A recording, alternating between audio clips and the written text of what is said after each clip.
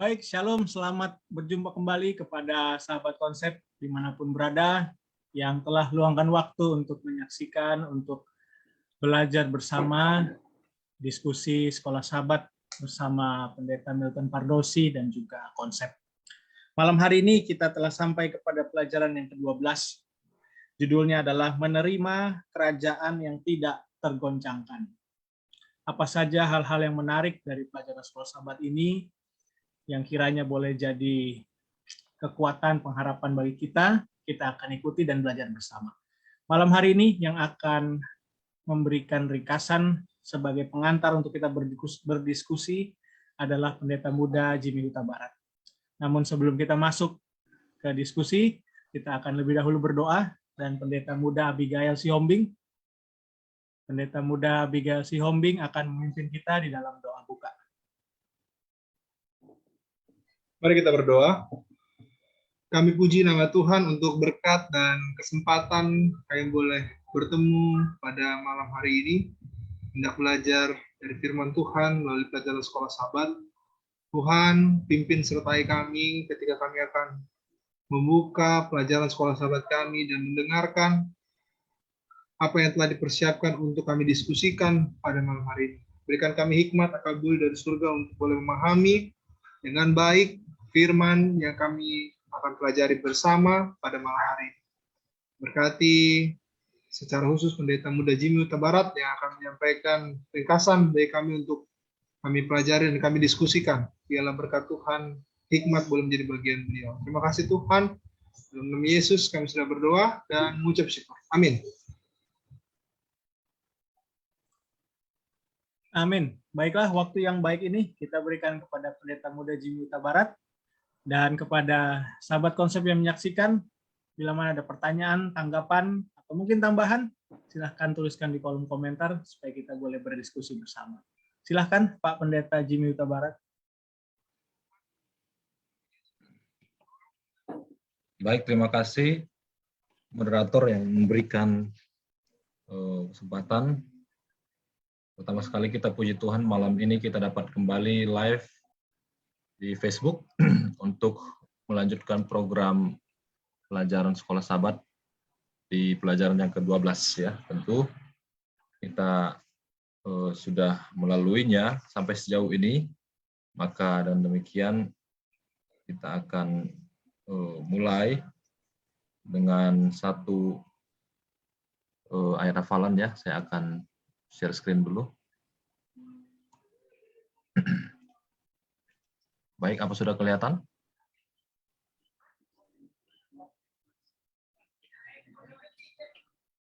Sudah, Pendeta. Oke, baik. Terima kasih, Pendeta. Menerima kerajaan yang tidak tergoncangkan, ya. Baik, menerima kerajaan yang tidak tergoncangkan.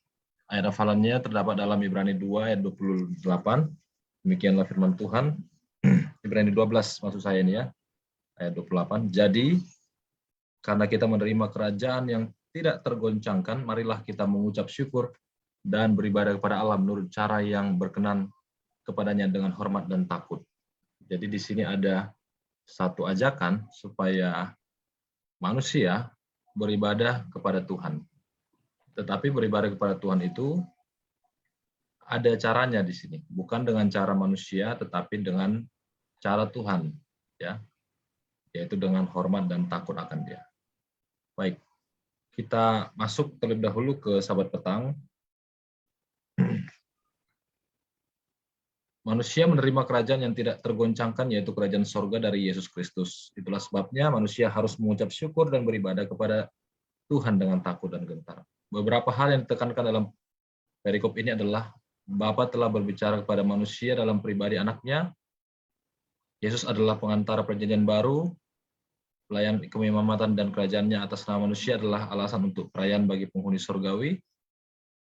Yang berikut, Ibrani 12 ayat 25-29 berisi nasihat tentang penghakiman Bapa yang akan datang. Penghakiman ini akan membawa kehancuran bagi musuh-musuhnya dan pembenaran kepada umatnya. Yang kelima, Yesus telah menerima kerajaan dari Bapa. Bapa meminta Yesus untuk duduk di sebelah kanannya. Ini menjadi puncak pencapaian pekerjaan Yesus mati di kayu salib. Yang keenam, Yesus sebagai sang hakim akan berbagi kerajaannya dengan orang-orang percaya yang akan memilikinya selama-lamanya. Jadi ini poin-poin yang kita dapat dari petang ya, sahabat petang. Baik, kita masuk ke hari Minggu, kamu sudah datang ke Bukit Sion. Ayatnya di Ibrani 12 ayat 20 sampai 24. Paulus menjelaskan bahwa manusia sudah datang ke Bukit Sion atau disebut Yerusalem baru, di mana mereka bertemu dengan Allah dan para malaikat di sana. Nah, pertanyaannya adalah, benarkah manusia sudah datang ke Bukit Sion? Bukankah manusia masih di dunia ini? Manusia datang melalui iman dalam pribadi yang diwakilkan oleh Yesus Kristus, ya.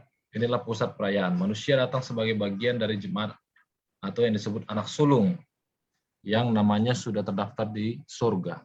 Nama-nama mereka yang percaya kepada Yesus sudah terdaftar di surga. Jadi bagi manusia yang hidup sampai sekarang ini yang namanya sudah tercatat di surga, marilah kita tetap pertahankan ya yang sudah menerima Yesus. Umat yang akan dibawa ke surga adalah anak sulung karena mereka berbagi warisan dengan anak sulung yang terutama. Jadi anak sulung yang pertama yaitu yang bangkit dari kematian, itulah Yesus. Dan kita bisa menjadi anak sulung kalau nama kita tetap berada di buku kehidupan. Umat tebusan digambarkan sebagai roh-roh orang benar yang telah menjadi sempurna ya. Nah, ini ada juga di pelajaran kita di Ibrani 12 ayat 23. Ungkapan ini adalah kiasan karena tidak ada orang yang mati langsung masuk surga. Kata roh di sini mewakili manusia secara keseluruhan. Ya, orang-orang roh-roh orang benar maksudnya adalah nanti ketika manusia itu disempurnakan, masuk ke dalam kerajaan surga ketika Yesus datang. Jadi ketika ada orang mati sekarang ini, rohnya yang kepada Bapa ya, tapi mereka sebenarnya masih di dalam kuburan. Nanti dibangkitkan ketika Yesus datang kedua.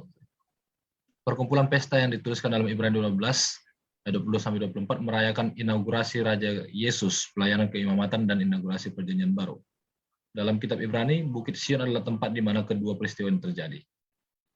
Ada 3 mazmur dalam Ibrani 5 ayat 1 sampai 14 menggambarkan pengukuhan anak dan menjadikan Bukit Sion sebagai tempatnya. Itu terdapat dalam Mazmur 2 ayat 6-7, 110 ayat 1 dan 2, 102 ayat 21 sampai 27. Bukit Sion juga merupakan tempat anak diangkat menjadi imam untuk selama-lamanya. Pengangkatan anak menjadi imam besar atau Yesus ya, terjadi di Bukit Sion. Di saat yang sama, inaugurasi Yesus sebagai imam besar juga menjadi inaugurasi perjanjian baru. Ya, ketika Yesus sudah diangkat menjadi imam besar, inilah perjanjian yang baru itu. Ya, ini menegaskan bahwa Bukit Sion merupakan tempat di mana perjanjian baru disahkan. Intinya, perkumpulan pesta yang terjadi di dalam Ibrani 12 ayat 22 sampai 24 adalah peristiwa Yesus naik dan tiba di surga. Ya, disambut oleh Bapa dan para malaikat dan ditetapkan sebagai raja, imam dan pengesahan perjanjian baru. Ya, jadi ini sudah terjadi tentunya. Ya, ketika Yesus mati, dia kembali ke surga, dia menjadi imam besar. Dia juga sebagai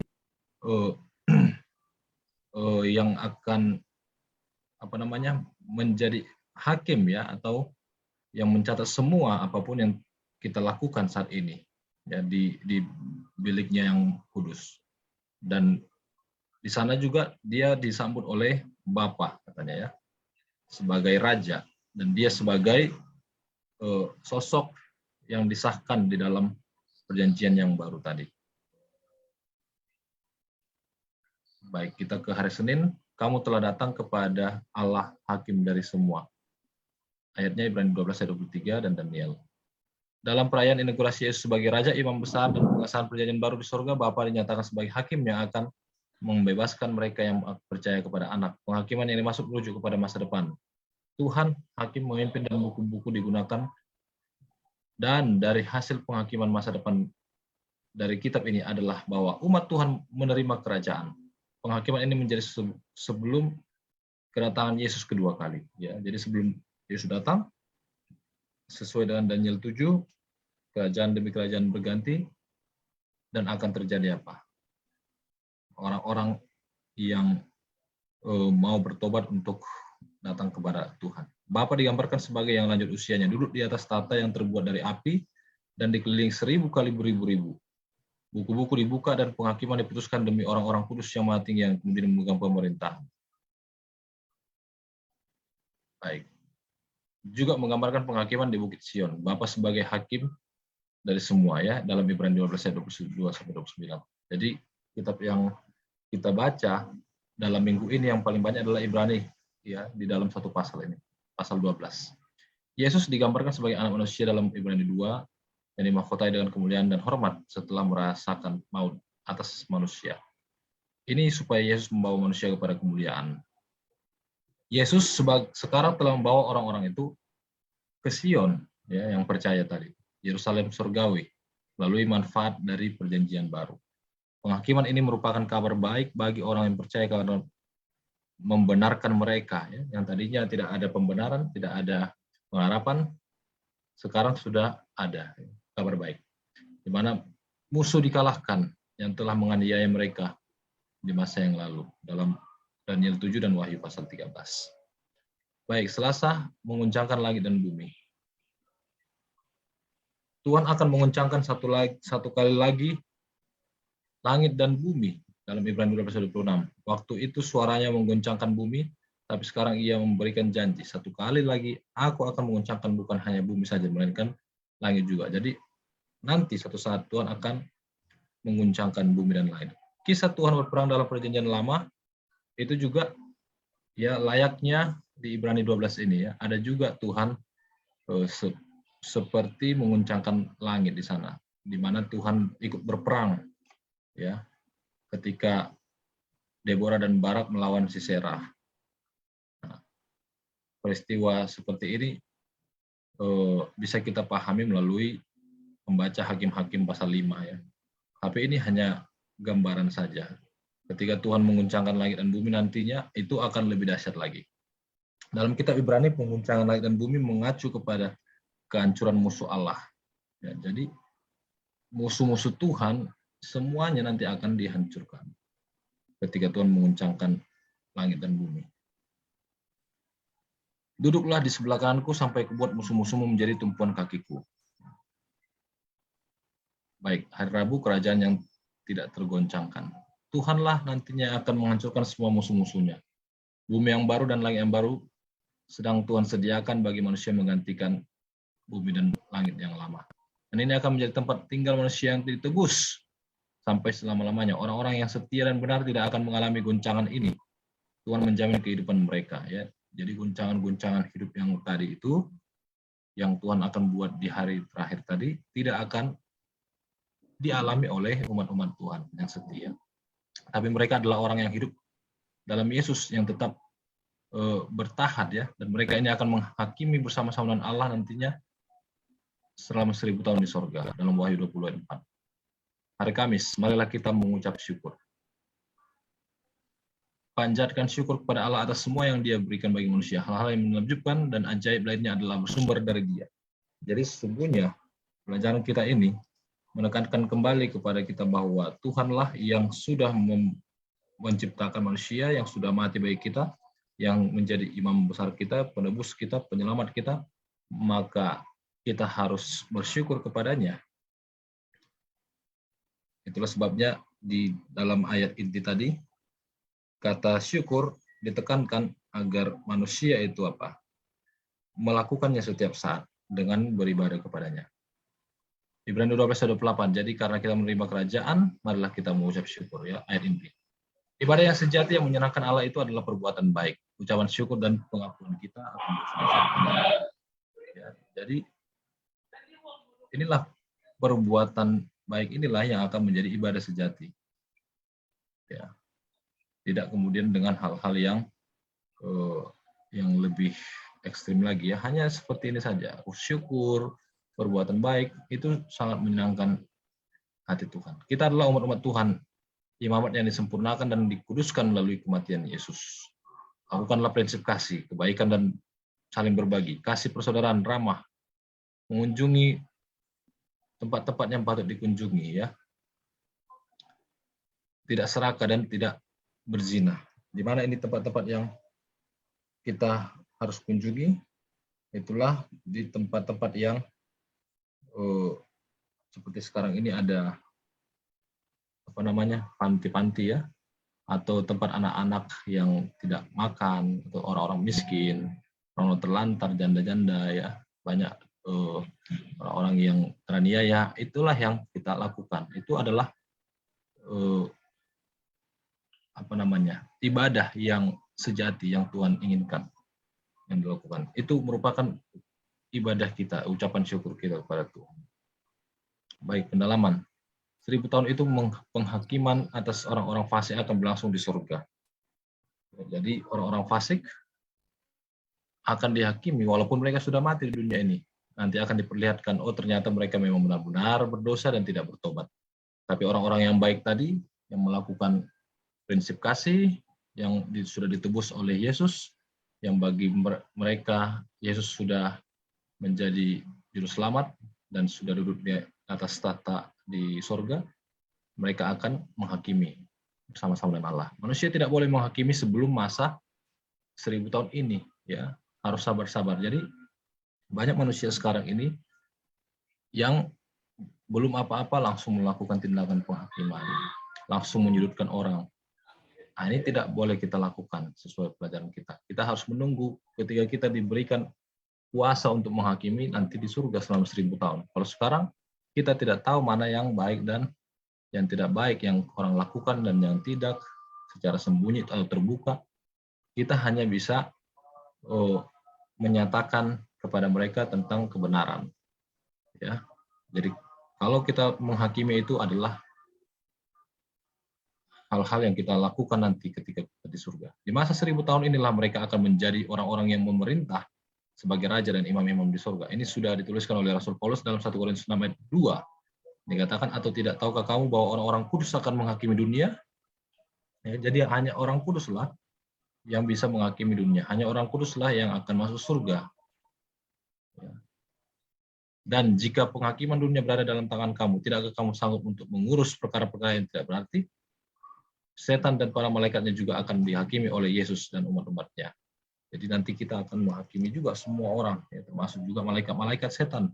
Itu ada dalam 1 Korintus 6 ayat yang ketiga ya. Bahkan malaikat-malaikat setan pun kita akan menghakimi mereka. Mungkin ini yang bisa saya sampaikan sebagai pengantar pelajaran kita di pelajaran ke-12. Terima kasih.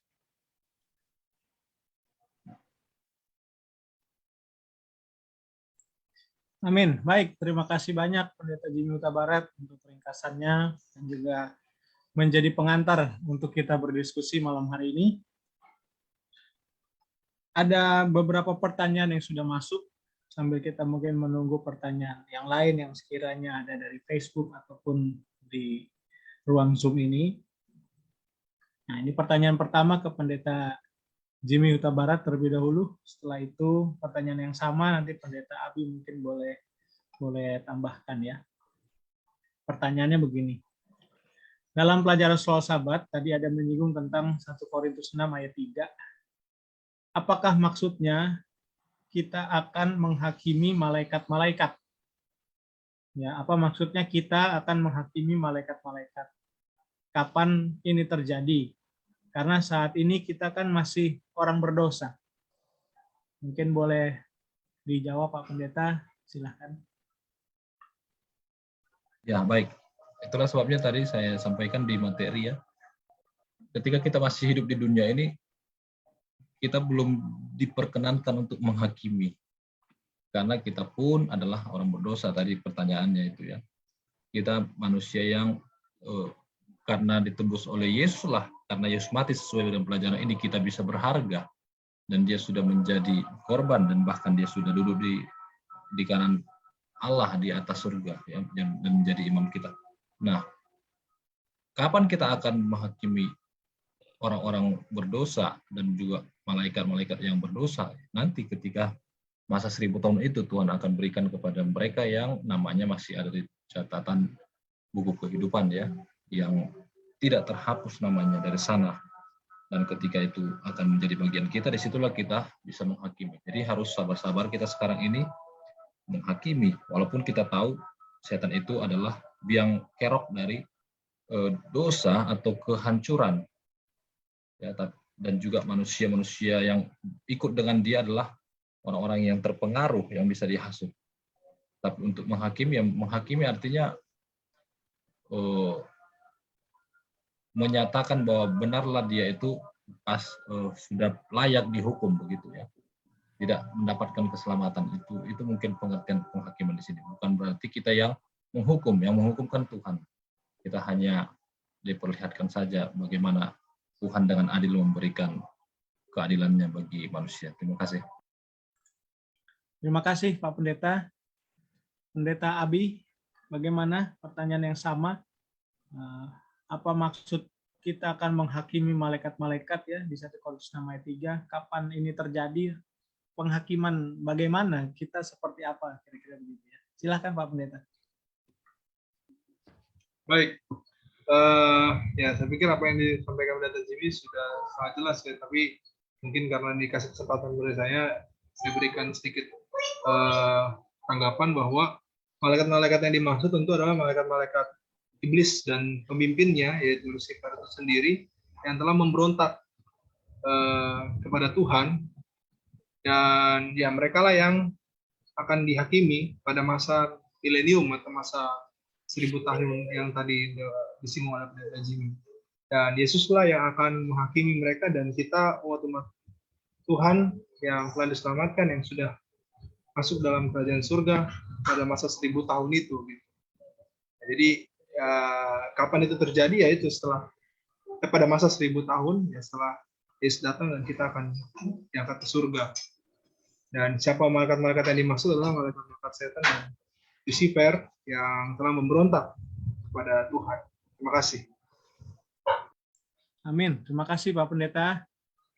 Mungkin kita terlebih dahulu ke Pendeta Pardosi. Pendeta boleh menanggapi pertanyaan tadi. Pertanyaannya yaitu tentang 1 Korintus 6 ayat 3, apakah maksud kita akan menghakimi malaikat-malaikat? Kapan ini terjadi? Kan kita sekarang masih berdosa. Dan mungkin menghakimi seperti apa ya maksudnya? Silakan Pak Pendeta. Baik, terima kasih. Salam jumpa kembali sahabat konsep dan juga para pendeta muda yang ada di Zoom dan saudara-saudara yang menyaksikan di live di Facebook. Terima kasih pemaparannya Pendeta Jimmy Huta Barat ya. Mari kita buka Wahyu pasal 20 ya. Wahyu pasal 20.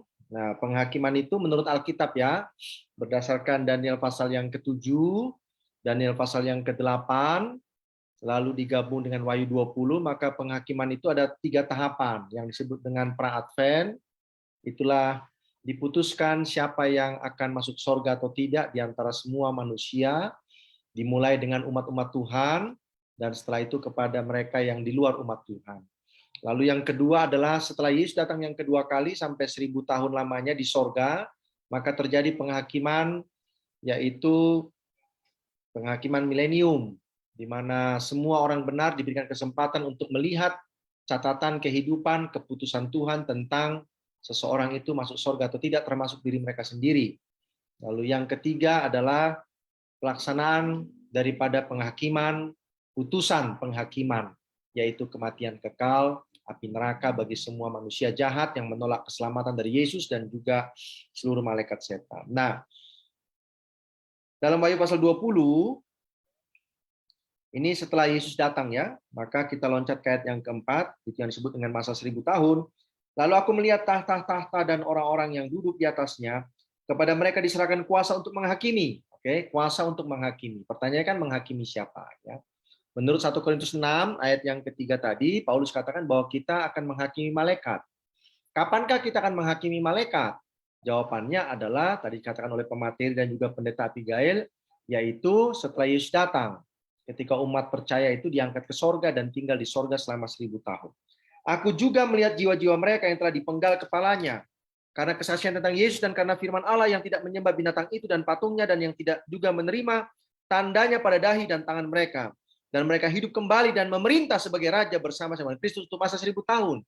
Jadi ini kan semua yang menolak tanda binatang dan patung itu ya. Mereka akan bangkit karena mereka kan banyak yang mati.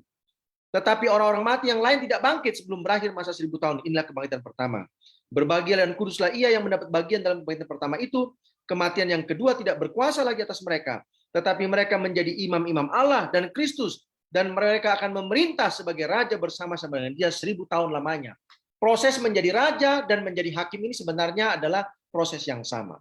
Karena tugas raja itu adalah menghakimi. Waktu Yesus menjadi raja, disambut oleh Bapa di sorga itu, duduk di sebelah kanan Allah, maka dia sebagai raja dan dia juga sebagai hakim. Ya, tetapi dia adalah juga imam besar kita, yaitu pembela kita. Nah, ketika kita masuk ke sorga, maka kita akan memerintah bersama dengan Yesus selama berapa? 1000 tahun. Memerintah ini sebagai raja juga, sebagai imam juga, dan juga sebagai hakim tanda kutip, bukan untuk memutuskan sesuatu yang baru, tetapi untuk melihat semua catatan kehidupan manusia, termasuk juga melihat catatan daripada malaikat-malaikat yang memilih untuk memberontak melawan Tuhan di sorga yang dimulai oleh Lucifer dan akhirnya diikuti oleh sepertiga malaikat. Jadi itulah yang dimaksudkan dengan kita akan menghakimi malaikat, bukan dalam arti kata kita memutuskan malaikat itu benar atau salah, tetapi kita diizinkan Tuhan untuk melihat the great controversy itu, pertentangan besar itu yang dimulai oleh Lucifer waktu dia di sorga. Terima kasih banyak. Amin. Terima kasih banyak Pendeta Pardosi untuk penjelasannya. Nah, kita sekarang masuk ke pertanyaan yang kedua. Terlebih dahulu ke pemateri Pendeta Jimmy Huta Barat. Baru nanti kita lanjut ke Pendeta Muda Dwi Cahyono. Ya. Pertanyaannya begini, di pelajaran Sekolah Sahabat itu ada disinggung tadi tentang buku di sorga ya. Buku-buku di sorga. Ya. Jadi ada berapa buku ya? Ada berapa buku di sorga? Lalu kira-kira apa maknanya ya? Karena ada beberapa buku, apa maknanya buat kita, makna rohani buat kita? Silahkan Pak Pendeta. Baik ya, jadi buku-buku di sorga itu kalau kita lihat di Wahyu pasal 20 ya.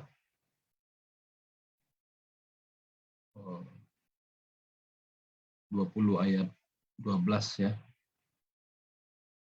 Katakan di sana, dan aku melihat orang-orang mati besar dan kecil berdiri di depan tahta itu, lalu dibuka semua kitab. Semua kitab berarti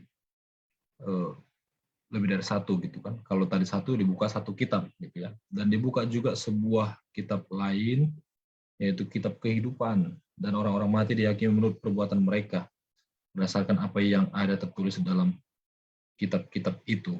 Nah, jadi di sini ada kitab-kitab. Tapi orang mati akan dihakimi berdasarkan kitab. Berarti kalau kita lihat ke ayat 15, dan setiap orang yang tidak ditemukan namanya tertulis dalam kitab kehidupan, ia akan dilemparkan ke lautan api. Sementara ayat 12, orang yang tidak ada namanya di buku itu, katanya di ayat 15 tadi ya, akan dilemparkan. Jadi di sini kalau saya melihat ada dua buku berarti. Ada buku kehidupan, ada buku kematian ya. Orang yang namanya tidak ada di buku kehidupan dikatakan akan dilempar ke lautan api. Tapi orang yang ada namanya di buku kehidupan, apa yang terjadi? Ya, mereka akan selamat ya. Itu di Wahyu pasal 21 ayat 27. Tapi tidak akan masuk ke dalamnya satu yang najis atau orang yang melakukan kekejian atau dusta, tetapi hanya mereka yang namanya tertulis dalam kitab kehidupan. Jadi di Wahyu 20 dan 21 jelas bahwa siapa yang tidak ada di buku kehidupan, pastilah di buku yang lain kan, berarti buku kematian. Mereka akan mati dihukum. Tapi bagi mereka yang namanya ada di buku kehidupan, mereka akan mendapatkan kehidupan atau keselamatan. Terima kasih. Terima kasih Pak Pendeta. Pendeta Muda Dwi Cahyono boleh menanggapi, menambahkan pertanyaan yang sama tadi. Silakan. Ya, ada satu hal yang penting di dalam mengenai kitab yang ada di surga. Yang paling penting di sini kita perlu memperhatikan apa yang namanya kitab kehidupan. Ya, secara makna literal ini disebutkan sebagai kitab kodrati. Ya, di mana setiap perbuatan manusia itu tercatat di sana. Artinya bahwa di dalam kitab kehidupan ini tidak akan ada yang salah.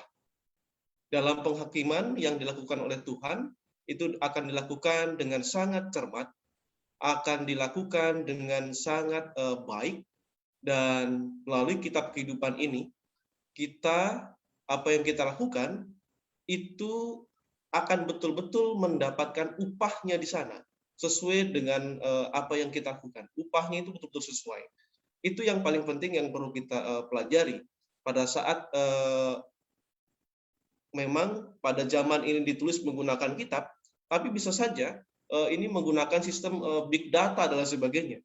Ya, karena pada zaman itu belum kenal sistem penyimpanan data seperti pada zaman sekarang ini. Jadi yang paling penting adalah bagaimana kehidupan kita itu sangat menentukan apa yang kita peroleh di masa yang akan datang, dan itu tidak akan pernah salah, dengan sangat detail dan lengkap sudah tercatat di dalam kitab kehidupan itu. Terima kasih. Terima kasih Pak Pendeta untuk tambahannya. Kita ke Pendeta Pardosi. Pertanyaannya begini Pendeta, tentang buku-buku di sorga. Ada berapa buku dan apa makna rohaninya bagi kita sekarang ini? Silahkan Pak Pendeta. Baik, terima kasih ya, bahwa di Wahyu 20 ayat 12 tadi kan dijelaskan bahwa ada dibuka kitab-kitab. Ya. Artinya berarti itu kan lebih daripada satu ya. Nah, yang dituliskan dalam Wahyu 20 ayat 12 itu termasuk juga Wahyu 17 ayat 8. Maka itulah kitab kehidupan. Kitab kehidupan ini berisi nama-nama dari mereka sejak penciptaan sampai sekarang yang akan menerima kehidupan yang kekal. Nah, ini bisa ditulis, bisa dihapus oleh karena syaratnya adalah bertahan sampai akhir. Maka dia tidak bisa. Tetap tertulis namanya dalam kitab kehidupan itu. Ya. Nah, coba kita pindah ke Mazmur 69 ayat 29. Biarlah mereka dihapuskan dari kitab kehidupan. Boleh lihat ada proses bisa dihapus nama itu ya. Nah, Musa sendiri juga pernah katakan demikian ya, kalau saudara-saudara masih ingat. Hapuskanlah namaku dari kitab kehidupan. Jadi ini bisa dihapus, bisa ditambah namanya. Ya. Lalu yang berikut adalah dalam Maleakhi 3:16. Mungkin ada yang bisa bantu baca Maleakhi 3:16.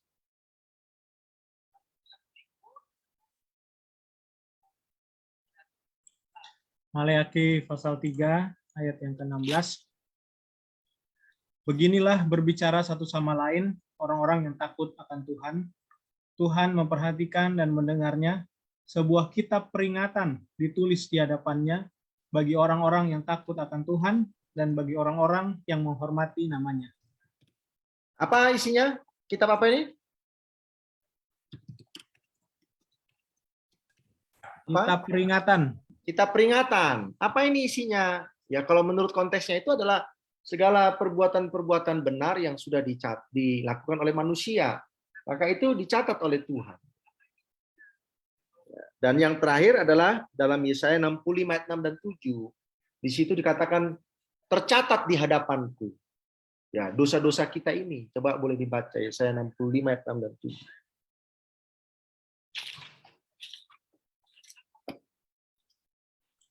Ada yang bisa bantu baca?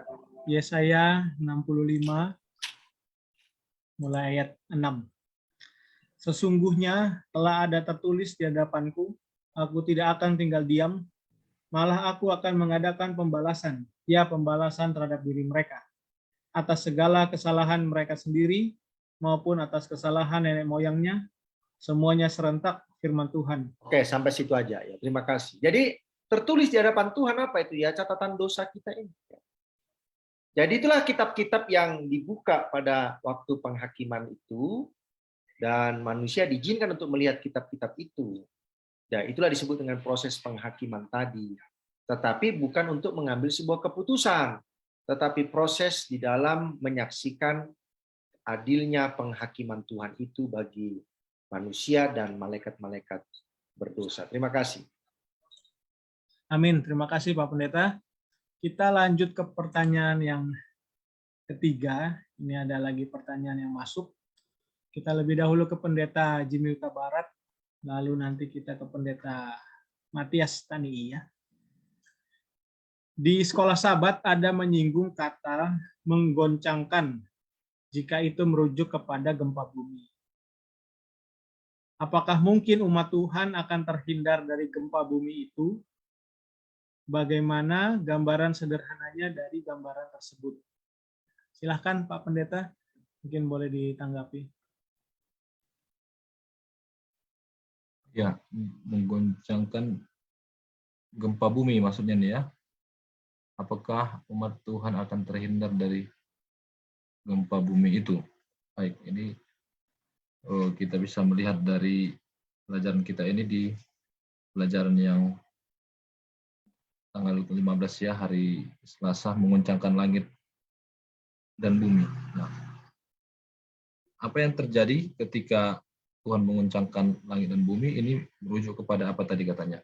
Merujuk kepada Tuhan menghancurkan musuh-musuhnya, katanya, menghancurkan musuh-musuhnya. Nah, ini kalau kita mau sandingkan, ini berarti masa di mana Tuhan akan datang ketika Dia akan menghancurkan, yaitu kuasa daripada setan itu.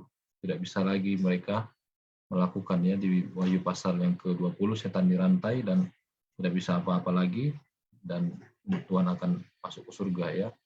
Jadi gempa bumi yang akan terjadi nanti ini tidak akan menjadi bagian umat-umat Tuhan, tapi akan menghancurkan musuh-musuh Tuhan. Umat-umat Tuhan akan terlindungi, justru mereka akan merasa bahwa itu adalah suatu penyelamatan bagi mereka. Ya, begitu juga nanti ketika ada malapetaka juga ya, 7 malapetaka itu kan ada juga nanti gempa bumi yang dahsyat yang terjadi. Nah, itu tidak akan menimpa umat Tuhan yang sudah ditentukan tadi itu ya, buah sulung yang akan selamat sampai Yesus datang.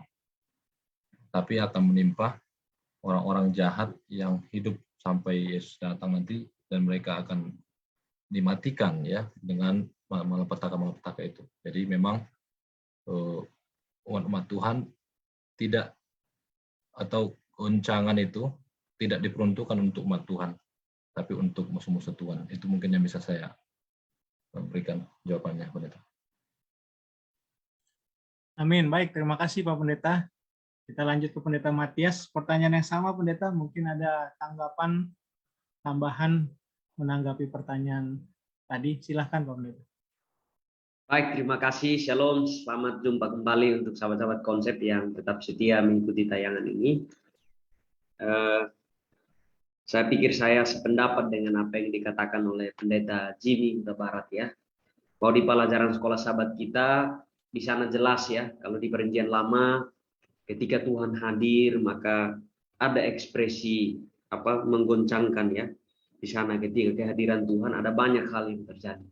Nah, di dalam pelajaran sekolah sahabat kita jelas di sana bahwa ekspresi dalam Ibrani pasal 12 ini merujuk kepada kedatangan Tuhan, dan di sana jelas dikatakan bahwa bagi orang yang jahat yang tidak bertobat, maka ini adalah ekspresi yang sangat mengerikan. Tetapi bagi kita umat-umat Tuhan, atau bagi orang-orang yang hidup setia benar di hadapan Tuhan, maka itu adalah sebuah kabar baik ya. Bahkan di hari sebelumnya itu menceritakan tentang, atau pelajaran hari Senin itu menceritakan tentang Allah adalah hakim yang adil ya. Jadi sudah jelas bahwa kedatangan Tuhan itu kabar baik bagi orang yang setia dan menurut kepadanya sampai akhir nanti, tapi adalah kabar buruk bagi orang yang tidak bertobat dari perbuatan jahat, karena itu adalah hari yang sangat mengerikan ya. Itulah makanya tadi sempat disinggung oleh pendeta muda Jimmy Huta Barat bahwa sebelum kedatangan Tuhan, Wahyu 16 mencatat bahwa ada murka Tuhan yang sangat dahsyat ya, 7 malapetaka yang akan terjadi, dan itu betul-betul sangat mengerikan. Tetapi bagi kita yang setia, yang percaya hidup benar di hadapan Tuhan, maka kita akan diluputkan oleh Tuhan dari goncangan ataupun hal yang akan terjadi. Jadi sebenarnya ini adalah ekspresi di mana hukuman ya yang akan datang bagi orang yang tidak bertobat. Terima kasih. Terima kasih Pak Pendeta Matias. Kita ke pertanyaan yang keempat dulu ya, sebelum ke Pendeta Pardosi nanti. Nah, ini pertanyaan yang masuk adalah seperti ini. Ini untuk Pendeta Jimmy, nanti berikutnya ke Pendeta Edwin Pasaribu. Tentang kata tergoncang tadi mungkin sempat disinggung sedikit ya, di pelajaran sekolah sahabat, tergoncang itu adalah bahasa kiasan untuk penghakiman Tuhan. Nah, mungkin secara praktis ya, secara sederhana, apa yang harus kita lakukan agar selamat dari goncangan tersebut? Ya, ini saya pikir pertanyaan praktis yang perlu kita jawab bersama gitu ya. Mungkin boleh ditanggapi Pak Pendeta, silakan. Ya, jadi memang ketika Tuhan mau berikan goncangan, ya, gempa bumi atau sebelum Tuhan datang nantinya, ya tentu orang-orang yang sudah siap menerima keselamatan lah yang akan lolos dari situ ya. Jadi bagaimana mereka bisa siap? Nah ini yang harus kita perhatikan ya. Mana tahu nanti kita juga adalah bagian dari mereka, kan begitu. Agar kita pun bisa lolos atau luput dari goncangan atau malapetaka Tuhan ya, atau hukuman Tuhan kepada orang jahat. Nah, di pelajaran kita hari Kamis, di sana ada satu penjelasan praktis bahwa dikatakan kita harus melakukan kebaikan dan membagikan apa yang kita miliki ya. Itu berarti menunjukkan kasih persaudaraan. Jadi kembali lagi kepada kasih. Tapi di sini dikatakan kebaikan ya. Kebaikan itu juga adalah bagian dari kasih ya. Membagikan sesuatu juga adalah bagian dari kasih. Jadi ini saja mungkin yang bisa kita tetap pegang dalam prinsip sampai goncangan itu akan datang, supaya kita bisa bertahan dan supaya kita bisa menang dalam goncangan itu, dan kita juga bisa selamat bahkan ya. Tuhan berikan kepada kita keselamatan. Apa tadi itu? Melakukan kebaikan dan membagikan apa yang kita miliki. Berikan, tunjukkan kasih persaudaraan kepada orang lain ya. Nah, ini mungkin yang bisa saya tanggapi, Pendeta. Terima kasih Pak Pendeta. Pendeta Edwin mungkin ada tambahan tanggapan terkait pertanyaan yang sama tadi, silakan. Baik, terima kasih Pendeta atas pertanyaannya. Tadi apa yang menjadi aplikasi praktis di dalam ketika kita menghadapi goncangan tadi. Jadi pelajaran sekolah sahabat kita memberikan kepada kita informasi bahwa mereka yang benar di hadapan Tuhan dan percaya kepada Tuhan tidak akan menerima goncangan tadi. Artinya bahwa ketika kita percaya sepenuhnya kepada Tuhan, setia kepada Tuhan, maka kita akan berbuat terlihat dari buahnya. Tadi Pendeta Jimmy sudah sampaikan bahwa kita harus melakukan kasih. Jadi praktek itulah yang penting bagi kita. Jadi kita hidup beriman itu harus berbuah. Itu yang saya dapatkan. Terima kasih, Pendeta. Terima kasih Pak Pendeta. Kita ke Pendeta Pardosi. Ada 2 pertanyaan Pendeta tadi yang mungkin sedikit mirip ya. Apakah mungkin umat Tuhan akan terhindar dari gempa bumi itu? Bagaimana gambaran sederhana dari gambaran tersebut? Lalu pertanyaan yang keempat adalah bagaimana kita bisa secara praktis ya, langkah apa yang harus kita lakukan agar selamat. dari goncangan tersebut. Mungkin nanti bisa dilanjutkan closing statement sekalian Pak Pendeta. Baik, terima kasih ya. Goncangan yang dimaksud ini tidak ada kaitannya sama gempa bumi. Jadi kita bingung juga kalau kita mikirin itu gempa bumi gitu. Terus kalau goncangan di langit gimana? Gempa bumi di langit gimana caranya? Nggak mungkin juga. Bumi itu tempat tinggal manusia. Langit tempat tinggal siapa? Bagaimana Tuhan mau menggoncang-goncang langit gitu? Kalau langit digoncang-goncang kan bintang rontok semua nanti. Ini adalah sebuah ekspresi bahwa kekuatan-kekuatan yang menguasai bumi dan menguasai dunia ini akan diruntuhkan oleh Tuhan. Siapa yang menguasai langit? Kalau saudara baca Efesus 6 ayat 12, kita ini bukan melawan darah dan daging, tetapi melawan pemerintah, penguasa, melawan penghulu-penghulu dunia yang gelap ini, melawan roh-roh jahat di udara. Jadi siapa itu yang mau digoncangkan di langit ini? Bukan langit itu mau digoyang-goyang begini, bukan. Kuasa kegelapan itu tinggalnya di langit ini. Itu yang akan diruntuhkan oleh Tuhan. Bumi ini tempat tinggal manusia, musuh-musuh umat Tuhan. Ini yang akan diruntuhkan oleh Tuhan. Bukan cerita gempa bumi, bukan. Nanti menjadi menarik nanti digoncang langit, kalau digoncang-goncang gimana? Ya bintangnya rontok semua lah begitu ya, mohon maaf lah gitu kalau langit digoyang-goyang begini kan. Ya, lalu kalau bumi digoyang-goyang semua, terus umat tebusannya bagaimana gitu? Bukan itu ekspresi menggoncang itu, tidak ada kaitannya sama gempa bumi. Itu ada kaitannya dengan kehancuran penguasa di bumi ini dan penguasa di mana? Di langit berdasarkan Efesus 6 ayat yang ke-12. Sebagai closing statement saya, karena ini adalah tentang menerima kerajaan yang tidak tergoncangkan, yaitu umat Tuhan akan menerima kerajaan Allah yang kekal. Nah, saya rindu supaya kita kembali ke ayat intinya. Ibrani 12:28. Jadi karena kita menerima kerajaan yang tidak tergoncangkan, marilah kita mengucap syukur dan beribadah kepada Allah menurut cara yang berkenan kepadanya dengan hormat dan takut. Nah, ini yang menjadi persoalan kita itu sekarang. Bagaimana sih menyembah Tuhan dengan cara yang berkenan kepada Tuhan? Dengan hormat dan takut. Seringkali kita membuat ibadah itu di gereja sesuai dengan standar kita, bukan standar Tuhan. Sesuai dengan apa yang kita pikir benar, bukan seperti yang apa Tuhan pikir benar. Jadi kalau ada orang menyanyi caranya agak beda dengan yang kita inginkan, kita bilang ini bukan cara-cara yang benar gitu. Padahal karena dia punya selera sendiri gitu. Kebetulan dia ketua jemaat, jadi akhirnya satu jemaat ikut selera dia. Nggak boleh begitu. Ya, Tuhan itu yang kita sembah. Jadi caranya, aturannya haruslah sesuai dengan yang diinginkan oleh Tuhan. Sama seperti ketika kita menyembah atau menghormati presiden, ya kita harus ikuti cara yang diharapkan presiden. Ya, bukan dengan cara kita. Kalau presiden katakan datang ke istana dengan pakai batik, ya harus pakai batik kita. Nggak bisa kita pilih pakai baju yang lain. Karena itulah cara yang diinginkan oleh presiden. Nah, ini yang menjadi penting dalam pelajaran ke-12 ini.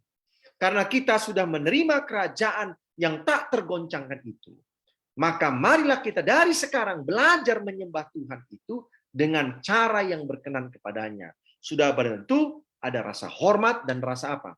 Rasa takut. Takut itu bukan takut negatif, tetapi takjub, ya, penurutan, kekaguman oleh karena kemuliaan Tuhan yang luar biasa. Terima kasih banyak. Amin. Terima kasih banyak Pendeta Pardosi. Saat ini kita ke Pendeta Jimmy Huta Barat untuk closing statement. Silakan Pak Pendeta. Baik, terima kasih. Ketika Tuhan sudah memberikan kepada kita kasih-Nya, ya, melalui anaknya Yesus sudah mati bagi kita, kita menerima janji keselamatan bagi yang percaya. Kita juga sudah menerima kerajaan Tuhan, walaupun belum secara fisik kita masuki ya, karena Yohanes pernah katakan kerajaan Allah sudah dekat katanya kan, itulah Yesus Kristus ya. Tapi ketika kita sudah menerima Yesus Kristus, kerajaan Allah itu sudah menjadi bagian kita sebenarnya. Kalau kita tetap konsisten dalam iman kita sampai kita tetap tertulis namanya di mana tadi, di buku kehidupan ya, tidak kemudian terhapus. Dan bagaimana caranya tadi sudah disampaikan oleh Sir Pardosi, kita harus beribadah dengan cara Tuhan, ya. Dan kita harus melakukan sesuai dengan apa yang Tuhan sudah perintahkan, sesuai dengan firman-Nya, hukum-hukumnya dan lain sebagainya untuk kita lakukan. Sampai Yesus datang, dunia ini diguncangkan, tapi kita bisa tetap masuk ke dalam kerajaan surga. Kita tidak menerima hukuman, tapi kita menerima upah yang kekal. Terima kasih. Amin. Terima kasih banyak Pendeta Jimmy Huta Barat. Terima kasih banyak kepada sahabat konsep Bapak Ibu Saudara yang sudah menyaksikan dan belajar bersama waktu ini, ataupun yang menyaksikan di kemudian. Saya percaya firman Tuhan yang dipelajari ini jadi berkat, jadi pengetahuan iman bagi kita semua. Kita akan menutup diskusi Sekolah Sahabat saat ini, dan Pendeta Muda Alexander akan pimpin kita di dalam doa. Kita berdoa. Bapa di sorga, terima kasih berkat Tuhan pada malam hari ini kami boleh kembali belajar firman Tuhan melalui diskusi Sekolah Sahabat kami yang boleh mengajarkan kepada kami perlu menerima kerajaan yang tidak tergoncangan. Itu adalah sorga yang Tuhan siapkan bagi kami. Dan kami boleh kembali melihat satu bentuk penyembahan yang kami berikan, bentuk respon daripada kami boleh menerima kerajaan Tuhan dengan menyembah kepada Tuhan dengan rasa hormat dan juga takut, sehingga membantu kami menjadi ciptaan yang menurut kepada pencipta kami. Tuhan, kami memohon, biarlah ketika kami boleh belajar firman Tuhan ini, membantu kerohanian kami lebih dekat kepada Tuhan, dan kami boleh dipertumbuhkan iman kami untuk boleh lebih dekat kepada Tuhan. Terima kasih atas kebaikan hamba Tuhan, Pendeta Jimmy Huta Barat yang boleh membagikan presentasinya atas kami, dan juga dibantu oleh Pendeta Pardosi yang boleh selalu dengan setia juga mengajarkan kepada kami. Dan kami berdoa biarlah kami semua boleh tetap melayani Tuhan, apapun yang kami boleh lakukan setuju dalam kehendak Tuhan. Terima kasih banyak Bapak, kami akan melanjutkan acara kami, berkenanlah atas acara kami berdoa melalui anak Yesus Kristus, penebus dan selamat kami. Amin. Amin. Demikianlah diskusi Sekolah Sahabat kita, dan jangan lupa tepat jam 7 kita ada diskusi Alkitab Live, masih lanjutan dari minggu lalu. Tema kita 7 jemaat dalam kitab Wahyu. Terima kasih, kiranya Tuhan memberkati kita semua.